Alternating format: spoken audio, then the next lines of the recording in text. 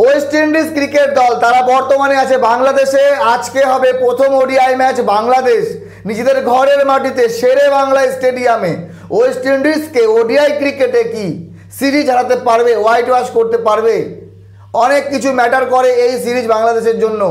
Recently Bangladesh আফগানিস্তানের কাছে white wash হয়ে ওয়ানডে ক্রিকেটে বাড়ি ফিরেছে। টানা হয়তো 4টি ওডিআই সিরিজ বাংলাদেশ হেরেছে এবং ওডিআই আইসিসি র্যাঙ্কিংয়ে এমন জায়গায় বাংলাদেশ আছে, এখান থেকে সরাসরি 2027 বিশ্বকাপে কোয়ালিফাই করা একটু ধোঁয়াশার ব্যাপার বাংলাদেশের জন্য। বাংলাদেশের রেকর্ড নিজেদের ঘরের মাটিতে, স্পেশালি মিরপুর শেরে বাংলা স্টেডিয়ামে অনেক ভালো। টানা 3টি ওডিআই ম্যাচ শেরে বাংলা স্টেডিয়ামে হবে। আজকে 19 অক্টোবর প্রথম ম্যাচ, 21 অক্টোবর দ্বিতীয় ম্যাচ এবং 23 অক্টোবর তৃতীয় ম্যাচ। এই 3 ম্যাচেই বাংলাদেশকে ম্যাচ জিততে হবে। বাংলাদেশের কাছে কোনো অপশন নেই। বাংলাদেশ ক্রিকেট দলের যোগ্যতা প্রমাণ বলেন বা তাদের পিঠ থেকে গেছে দেওয়ালে, তারা পেছনে তারা ফিরতে পারবে না, তাদেরকে জিততে হবে। এমনিতেই তাদের এত সমালোচনা হচ্ছে। আমরা দেখলাম আফগানিস্তানের কাছে সিরিজ হারের পর বাংলাদেশি প্লেয়ারদেরকে যেভাবে এয়ারপোর্টের মধ্যে বাজে মন্তব্য শুনতে হলো, কটু কথা শুনতে হলো, তার কারণ একটাই যে বাজে পারফরমেন্স। এই বাংলাদেশ দলই কিন্তু টি-20 ক্রিকেটে আফগানিস্তানকে হোয়াইট ওয়াশ করেছে, কিন্তু তারপরেও কেন তাদেরকে এই রকম কথা শুনতে হলো? যদি আমরা বলি ওয়েস্ট ইন্ডিজ এবং বাংলাদেশের রেকর্ড, তাহলে বাংলাদেশ অনেক পেছনে আছে।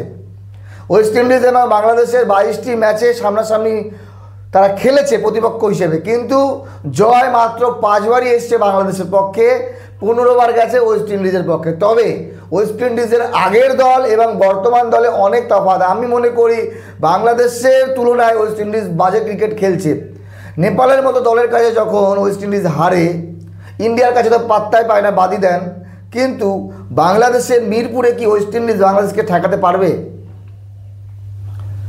নেপাল যদি হারাতে পারে তাহলে বাংলাদেশও পারবে, আর যদি বাংলাদেশ না পারে তাহলে প্রশ্ন উঠবে এবং বাংলাদেশি দলকে সমালোচনা শুনতে হবে। অনেক হয়ে গেছে, 1-2 ম্যাচ হারা ঠিক আছে, কিন্তু সিরিজ হারা এটা সহ্য করবে না বাংলাদেশের ক্রিকেট ফ্যান। বাংলাদেশ এবং ওয়েস্ট ইন্ডিজ শুধু ওডিআই সিরিজ না, এর সঙ্গে টি-20 সিরিজও আছে 3 ম্যাচের। 27 অক্টোবর প্রথম টি-20, 29 অক্টোবর দ্বিতীয় এবং 31 অক্টোবর তৃতীয় টি-20। তবে আমি মনে করি বাংলাদেশ মিরপুরে ভালো রেজাল্ট করবে। বাংলাদেশকে মিরপুরের বাঘ বলে যাই বলে, কিন্তু বাংলাদেশ মিরপুরে ম্যাচ জিতবে, ওয়েস্ট ইন্ডিজকে হারাবে। All the best Bangladesh. চলেন একবার বাংলাদেশের ওডিআই স্কোয়াড একটু দেখি।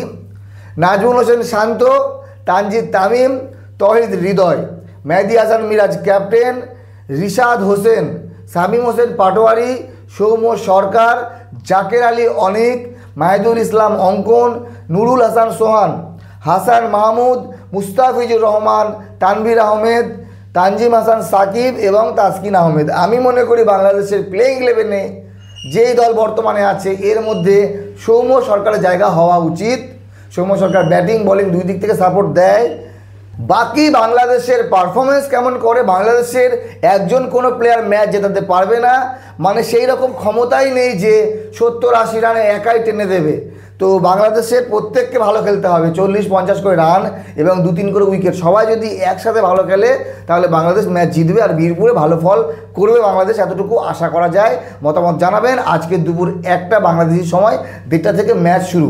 ভালো থাকবেন, ধন্যবাদ।